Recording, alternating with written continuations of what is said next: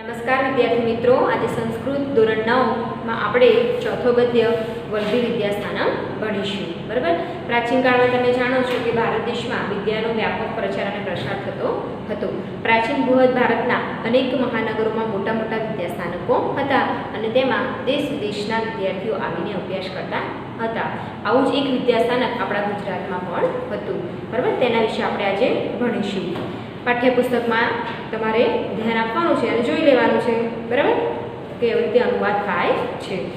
સંપ્રતિ એટલે કે અત્યારે, વિવિધા એટલે કે વિવિધ વિશ્વવિદ્યાલય સુપ્રસિદ્ધ સંતિ, અત્યારે વિવિધ વિશ્વવિદ્યાલયો સુપ્રસિદ્ધ સંતિ એટલે કે છે. તેષુ એટલે કે તેમાં, કેચન એટલે કે કેટલાક, એતાદશા એટલે કે એવા, સંતિ એટલે કે છે, યત્ર જ્યાં, અધ્યયનાર્થ એટલે કે અધ્યયન માટે, પ્રવેશમ પ્રાપ્ય એટલે કે પ્રવેશ પ્રાપ્ત કરીને, છાત્ર એટલે કે વિદ્યાર્થીઓ, સ્વ આત્મનમ એટલે કે પોતાની જાતને, ધન્ય મન્યતે એટલે કે ધન્ય માને છે. ખ્યાલ આવી ગયો બંને લીટીમાં શું કહે છે? અત્યારે વિવિધ વિશ્વવિદ્યાલયો સુપ્રસિદ્ધ છે, તેમાં કેટલાક એવા છે કે જ્યાં વિદ્યાર્થીઓ અધ્યયન માટે પ્રવેશ મેળવીને પોતાની જાતને ધન્ય માને છે.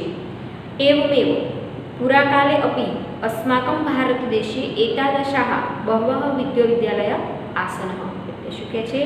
એવમેવ એટલે કે એ જ રીતે, પુરાકાલે અપી એટલે કે પુરાના સમયમાં, પહેલાંના સમયમાં પણ, અસ્માકમ ભારતે આપણા ભારતમાં, એતાદશા એટલે કે આવા પ્રકારના, બહવ એટલે કે ઘણા બધા, વિશ્વવિદ્યાલય એટલે કે વિશ્વવિદ્યાલયો, આસન એટલે કે હતા.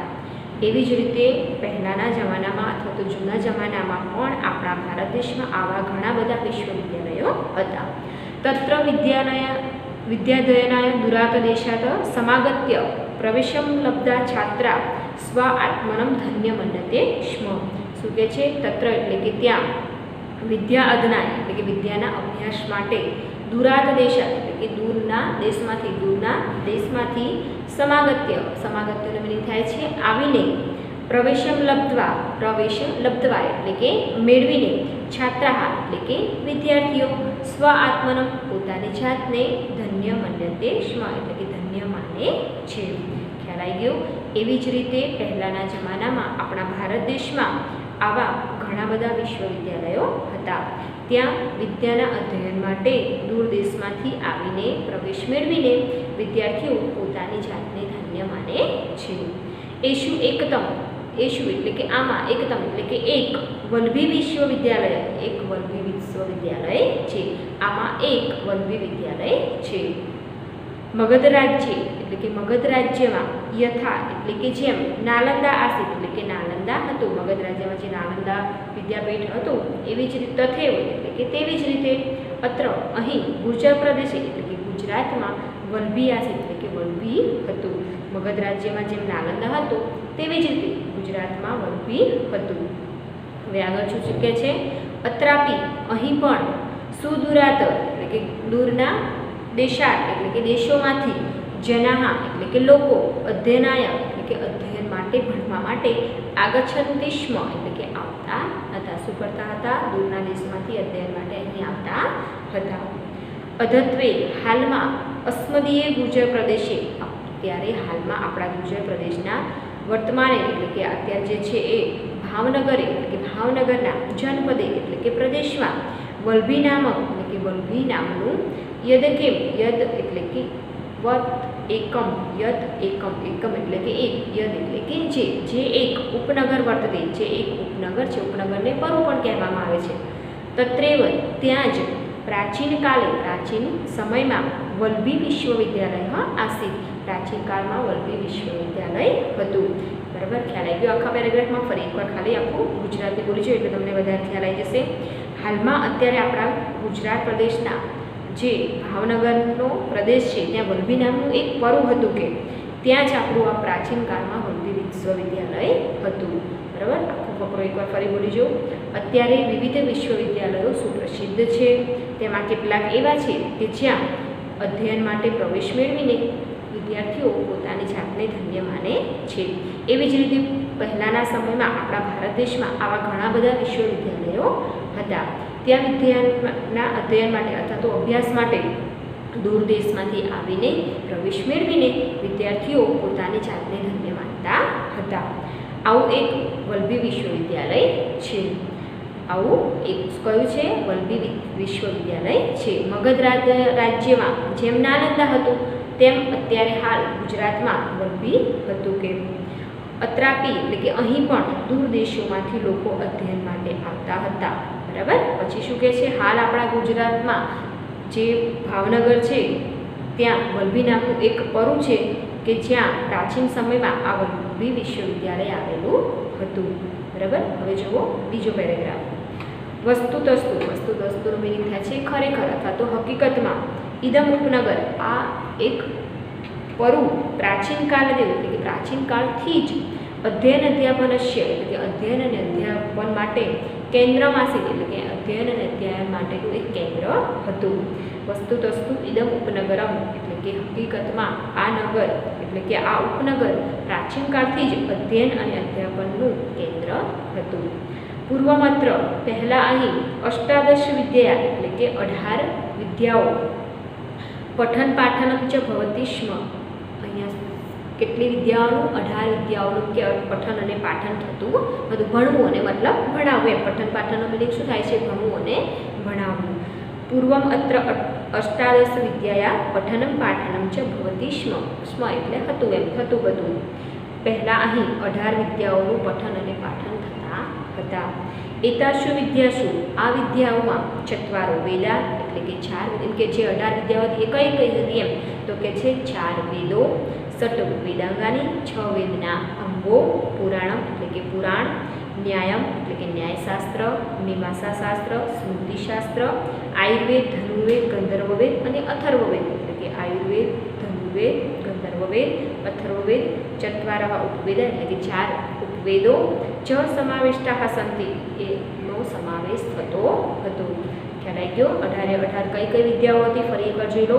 એતાસુ વિદ્યાસુ ચત્વારો વેદા એટલે કે આ વિદ્યાઓમાં 4 વેદો, 6 વેદના અંગો, પુરાણ, ન્યાય, મીમાંસા, સ્મૃતિ ગ્રંથો, આયુર્વેદ, ધનુર્વેદ, ગંધર્વવેદ, અથર્વવેદ આ 4 વેદોના ઉપવેદો સમાવિષ્ટ થતા હતા. તતઃ એટલે કે પછી બૌદ્ધ દર્શનસ્ય જૈન દર્શનસ્ય ચ ઇદમ કેન્દ્રમ સંજાતમ એટલે કે પછી આ બૌદ્ધ દર્શનનું બૌદ્ધ એટલે કે તત્વજ્ઞાન જે આપે છે આપણને એટલે કે બૌદ્ધ દર્શન, જૈન દર્શન એટલે કે જૈન દર્શન, ચ એટલે કે અને ઇદમ એટલે કે આ કેન્દ્રમ એટલે કે આ કેન્દ્ર સંજાતમનો મિનિંગ થાય છે થયું. પછી આ બૌદ્ધ દર્શન અને જૈન દર્શનનું પણ આ કેન્દ્ર થયું. ખ્રિસ્તસ્ય ચતુર્યા શતાબ્દા ખ્રિસ્તસ્યનો મિનિંગ થાય છે ઈસવી સન. ચતુર્યા શતાબ્દા એટલે કે 4th સદીમાં ઋગ્વેદસ્ય ભાષ્યકાર ઋગ્વેદના ભાષ્યકાર સ્કંદ સ્વામી સંજાત ભાષ્યકાર કોણ થઈ ગયા? સ્કંદ સ્વામી થઈ ગયા. સ અત્રેવ અવસત તેઓ ક્યાં રહેતા હતા? અહીં જ રહેતા હતા એટલે કે વલ્લભી વિદ્યાલયમાં જ રહેતા હતા. ખ્યાલ આવી ગયો? ખ્રિસ્તસ્યનો મિનિંગ શું થાય છે? ઈસવી સન. ચતુર્થા શતાબ્દા એટલે કે ઈસવી સન 4th સદીમાં ઋગ્વેદના ભાષ્યકાર સ્કંદ સ્વામી સંજાત એટલે કે થયા. કોના? ઋગ્વેદના ભાષ્યકાર સ્કંદ સ્વામી થયા. સ અત્રેવ અવસત એટલે કે રહેતા હતા. સ એટલે કે તે અહીં જ રહેતા હતા. એતદ સૂચયતિ એતદ એટલે કે આ સૂચયતિ એટલે કે સૂચવે છે. યત એટલે કે સૂચવે છે કે ગુપ્તકાલે એટલે કે ગુપ્ત વંશમાં અત્ર અહીં વેદાધ્ય અધ્યયનમ અપી પ્રચલિત સ્મ એટલે કે આ એ સૂચવે છે કે ગુપ્ત કાળમાં એટલે કે ગુપ્ત વંશમાં પણ વેદોનું અધ્યયન ચાલતું હતું. પ્રચલિત સ્મ એટલે કે ચાલતું હતું. આ એ પણ સૂચવે છે કે પહેલાંના જમાનામાં પણ કે વેદોનું અધ્યયન કરવામાં આવતું હતું એટલે કે ચાલતું હતું. ફરી એકવાર એતદ સૂચ્યતિ યત ગુપ્તકાલે અત્ર વેદાદ અધ્યયનમ અપી પ્રચલિત સ્મ એટલે કે આ એ સૂચવે છે કે ગુપ્ત વંશમાં પણ અહીં વેદોનું અધ્યયન ચાલતું હતું. ખ્રિતસ્ય ચતુર્યા શતાબ્દવેવ એટલે કે ઈસવીસન 4th સદીમાં સુપ્રસિદ્ધ બૌદ્ધાચાર્યો એટલે કે બૌદ્ધ આચાર્યો સ્થિરમતી અને ગુણમતી બે નામ છે. કયા છે? સ્થિરમતી અને ગુણમતી. અને જૈન આચાર્ય શ્રી મલ્લવાદી કયા નામ છે? શ્રી મલ્લવાદી સુરી ચ અત્રેવ એટલે કે એવો પણ અહીં જ વિદ્યાવ્યાસંગ કુર્વંતી સ્મ એટલે કે વિદ્યાનો અભ્યાસ કરતા હતા. કોણ કરતું હતું? પહેલાં તો ઋગ્વેદના ભાષ્યકાર છંદ સ્વામીની આપણે વાત કરી કે તેઓ અહીં જ ભણતા હતા, એટલે કે અહીં જ થઈ ગયા. પછી ઈસવીસન 4મી સદીમાં બીજા બે બૌદ્ધ આચાર્ય થઈ ગયા. કયા કયા? સ્થિરમતી અને ગુણમતી. અને જૈન આચાર્ય શ્રી મલવાદી સુરી એવો પણ અત્રેવ એટલે કે અહીં જ વિદ્યાવ્યાસમ એટલે કે વિદ્યા અભ્યાસ કુર્વંતીશ્મ એટલે કે કરતા હતા. ખ્યાલ આવી ગયો? ફરી એકવાર આખો પેરેગ્રાફ બોલી જાઉં. ખરેખર આ ઉપનગર પ્રાચીન કાળથી જ અધ્યયન અને અધ્યાપનનું કેન્દ્ર હતું. પહેલાં અહીં 18 વિદ્યાઓનું પઠન અને પાઠન થતું હતું. આ વિદ્યાઓમાં 4 વેદો, 6 વેદાંગો, પુરાણ, ન્યાય, મીમાંસા, સ્મૃતિ, આયુર્વેદ, ધનુર્વેદ, ગંધર્વવેદ, અથર્વવેદ, 4 ઉપવેદો સમાવિષ્ટ અને સમાવેશ થતા હતા. પછી બૌદ્ધ દર્શન અને જૈન દર્શનનું પણ આ કેન્દ્ર થયું. ઈસવીસન 4મી સદીમાં ઋગ્વેદના ભાષ્યકાર છંદ સ્વામી થયા. તેઓ પણ અહીં જ રહેતા હતા. આ એ સૂચવે છે કે ગુપ્ત કાળમાં ગુપ્ત વંશમાં પણ વેદોનું અધ્યયન ચાલતું હતું. ઈસવીસન 4મી સદીમાં જ હવે સુપ્રસિદ્ધ બૌદ્ધ આચાર્યો કયા? સ્થિરમતી અને ગુણમતી અને જૈન આચાર્ય શ્રીમલવાદી શુરી અહીં જ વિદ્યાભ્યાસ કરતા હતા. હવે આગળ જુઓ. એતત સૂચ્યતી એટલે કે આ સૂચવે છે કે યદ્યત્ર અહીં જૈન બૌદ્ધ દર્શનામ અપી એટલે કે જૈન અને બૌદ્ધ દર્શનનું પણ અધ્યયન પ્રચલિતિષ્મ એટલે કે ચાલતું હતું. આ એ સૂચવે છે કે અહીં જૈન અને બૌદ્ધ એમ કે બંનેનું અધ્યયન એમ કે પ્રચલિત ચાલતું હતું. બરાબર? એતત સૂચ્યતી એટલે કે આ સૂચવે છે કે જૈન અને બૌદ્ધ દર્શનનું પણ અધ્યયન અહીંયા ચાલતું હતું. યત્ર એટલે કે અહીં યથા રુચિ યથામતી પોતાની રુચિ અને પોતાની બુદ્ધિમતી એટલે કે બુદ્ધિ પ્રમાણે છાત્રા અપઠન એટલે કે ભણતા હતા. જે વિદ્યાર્થીઓને જેમાં રસ હોય અને જેમાં જેની બુદ્ધિ ચાલતી હોય એ પ્રમાણે એમને ભણવાનું હતું. ફરજિયાતપણે કંઈ એવું હતું નહીં કે આ જ વિષયો ભણવા. પોતાની બુદ્ધિ અને પોતાના રસ પ્રમાણે એમને ભણવાનું હતું. એટલે કે અત્ર એટલે કે અહીં યથા રુચિ યથામતી પોતાના રસ અને પોતાના બુદ્ધિના પ્રમાણે વિદ્યાર્થીઓ ભણતા હતા.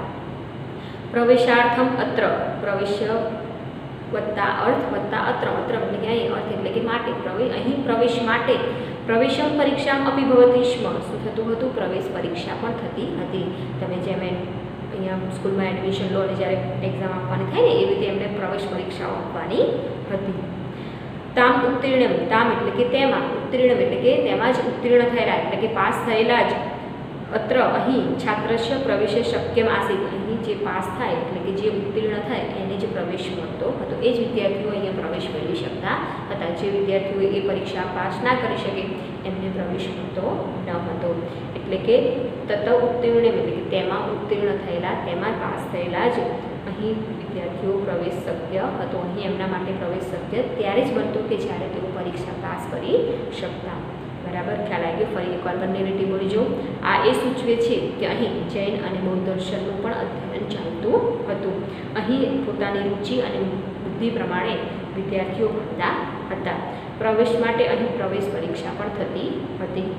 તેમાં ઉત્તીર્ણ થયેલ છાત્ર જ અહીં પ્રવેશ માટે શક્ય બનતા હતા અથવા તો એને જ માટે પ્રવેશ શક્ય બનતો હતો. હવે જોઈએ આગળ. ખ્રિસ્તસ્ય પંચમ્યા શતકે હવે ઈસવીસન 5મી સદીમાં ઇદમ ઉપનગર એટલે કે આ ઉપનગર મૈત્રાકાણમ રાજધાની આસિત મૈત્રકોની રાજધાની આસિત એટલે કે હતી. શું હતી? ઈસવીસન 5મી સદીમાં આ ઉપનગર મૈત્રકોની રાજધાની હતી. મૈત્રાકાણમ વ્યવસ્થા અનુસાર એટલે કે મૈત્રકોની વ્યવસ્થા અનુસાર અધ્યયનસ્ય સમાપ્તિ અંતરમ એટલે કે અધ્યયનની સમાપ્તિ થયા પછી વાદસભાયા એટલે કે ચર્ચા સભા અને શાસ્ત્રાર્થ ભવતીષ્મ અને શાસ્ત્રાર્થ થતા હતા. વાદ વિવાદ થતો હતો એટલે કે ચર્ચા સભાઓ અને શાસ્ત્રાર્થ થતા હતા. શાસ્ત્રાર્થે વિભિન્ન મત મતાંતરાણા ખંડન મંડન પૂર્વકમ વિમર્શમ ભવતીષ્મ એટલે કે શાસ્ત્રાર્થમાં વિવિધ મતો અને મત મતાંતરોનું ખંડન અને મંડનપૂર્વક એટલે કે એકદમ ઊંડાઈપૂર્વક વિચારીને મનોમંથન કરીને જ વિમર્શન ભવતીષ્મ એટલે કે ચિંતન થતું હતું. કોઈ પણ વસ્તુ હોય જ્યાં સુધી આપણને તોડ મળે ને ત્યાં સુધી આપણે એને શું કરીએ છીએ? મથીએ છીએ, મનોમંથન કરીએ છીએ કે આનો જવાબ કેમ નથી મળતો, આનો જવાબ કેવી રીતે મત મતાંતરો થતા હતા. ખંડન અને મંડનપૂર્વક વિમર્શ થતું. વિમર્શ એટલે કે ચિંતન થતું હતું. અનેકસ્ય અનેકસ્મે એટલે કે અનેક વિજયીનાયના એટલે કે વિજયી થયેલા વિજેતા થયેલા અને રાજા એટલે કે રાજા પારિતોષિક રૂપે એટલે કે ઉપહાર રૂપે એટલે કે ગિફ્ટ રૂપે બક્ષિસ રૂપે ભૂમિ અયજ એટલે કે શું આપતા હતા? જમીન આપતા હતા. આ વિજેતાઓને એટલે કે આમાં અનેક વિજેતાઓ જે થાય એને રાજા શું કરતા હતા? પોતે ભૂમિ એટલે કે જમીન આપતા હતા. શેમાં જમીન આપતા હતા? કે જે શાસ્ત્રાર્થ થતા હતા, વાદ સભા થતી હતી, જે ચર્ચા વિચારણાઓ થતી હતી, ખંડન અને મંડનપૂર્વક વિમર્શ ચિંતન થતું હતું, એમાં જે વિજય થયેલા હોય એઓને રાજા તરફથી જમીનો આપવામાં આવતી હતી. આમ અનેક વિજેતાઓને રાજા ઉપહાર તરીકે ભૂમિ આપતા હતા. કદાચિત વિજયના નામાની, કદાચિત એટલે કે કેટલાક, વિજયીના એટલે કે વિજેતાઓ છે એના નામાની એટલે કે નામોને વિદ્યાપીઠસ્ય એટલે કે વિદ્યાપીઠના દ્વારે એટલે કે દરવાજા પર ઉટંકિતાની મિનિંગ થાય છે કોતરવું. બરાબર, શબ્દ યાદ રાખજો. ઉટંકિતાની એટલે કે કોતરવામાં અભવન એટલે કે આવતા હતા. શું કરવામાં આવતા? કેટલાક જે વિજેતાઓ છે એના નામને તે વિદ્યાપીઠનો જે દ્વાર હોય, મેન જે દરવાજો હોય એના પર એને કોતરણી કરવામાં આવતી હતી. બરાબર, ફરી એકવાર આખા પેરેગ્રાફને બોલીજો. ઈસવીસન 5મી સદીમાં આ ઉપનગર મૈત્રકોની રાજધાની હતું. મૈત્રકોની વ્યવસ્થા અનુસાર અધ્યયનની સમાપ્તિ બાદ અહીં ચર્ચા સભાઓ અને શાસ્ત્રાર્થ થતા હતા. શાસ્ત્રાર્થમાં જે વિવિધ મતાંતરોનું ખંડન અને મંડનપૂર્વક ચિંતન થતું હતું. અનેક વિજેતાઓને રાજા ઉપહાર તરીકે અથવા તો પારિતોષિક રૂપે જમીન આપતા હતા. ક્યારેક અથવા તો કેટલાક વિજેતાઓના નામોને વિદ્યાપીઠના દ્વાર ઉપર કોતરવામાં આવતા હતા. ખ્રિસ્તાસ પૂર્વ પ્રાય એટલે કે ઈસવીસન પૂર્વે, પ્રાય એટલે કે લગભગ, ઈસવીસન પૂર્વે લગભગ 5મી શતાબ્દીમાં એટલે કે 5મી સદીમાં ભગવદ મહાવીરસ્ય જન્મ અભવત. કોનો જન્મ થયો હતો? ભગવાન મહાવીરનો એમ કે જન્મ થયો હતો. ઈસવીસન પ્રાયનો અર્થ થાય છે લગભગ, એટલે કંઈક આપણને શું કહેવાય, કંઈક અનુમાન કરવું હોય ત્યારે પ્રાય શબ્દ સંસ્કૃતમાં લગાવવામાં આવે છે. પ્રાય એટલે કે લગભગ ઈસવીસન પૂર્વે 5મી સદીમાં મહાવીર ભગવાનનો જન્મ એમ કે થયો હતો. તસ્મિન કાલે એટલે કે તે જ સમયે ભગવતા મહાવીરે એટલે કે ભગવાન મહાવીરે એટલે કે જે ઉપદેશ એટલે કે ઉપદેશ પ્રદત્ત એટલે કે આપ્યો હતો, એટલે કે તે આગમ નામના પ્રસિદ્ધ વર્તતે. કયા નામે ઓળખાય છે? આગમ નામને પ્રસિદ્ધ છે. બરાબર, ખ્યાલ આવી ગયો. શું કહે છે? લગભગ ઈસવીસન પૂર્વે 5મી સદીમાં એમ કે મહાવીર ભગવાનનો જન્મ થયો હતો અને એમને તે સમયે એટલે કે તે કાળે તે સમયે એમને જે ઉપદેશ આપ્યો હતો, કોને? ભગવાન મહાવીરે. તે ઉપદેશ શેના નામે ઓળખાય છે? આગમ નામને પ્રસિદ્ધ છે. અયમ આગમ એટલે કે આ આગમ વર્ષ 50 એટલે કે 500 વર્ષ, તાવત એટલે કે યાવત એટલે કે સુધી, કેટલા વર્ષ સુધી? વર્ષ 50 એટલે કે 500 વર્ષ સુધી મૌખિક પરંપરા એમ સુરક્ષિત આસિત એટલે કે મૌખિક પરંપરામાં સુરક્ષિત હતો. હવે તમને ત્યાં મૌખિક પરંપરા શું?